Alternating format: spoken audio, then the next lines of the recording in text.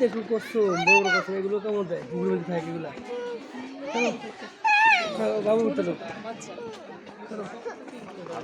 ধরো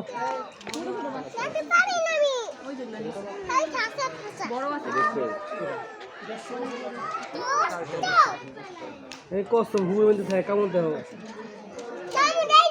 ঘুগির মধ্যে থাকে এগুলা জিগাও মাসি না না এগুলো ভুলে গেছে এগুলো ভালো করে ওই যে মুখটা দিয়ে কেমন দেখা খাওয়া আছে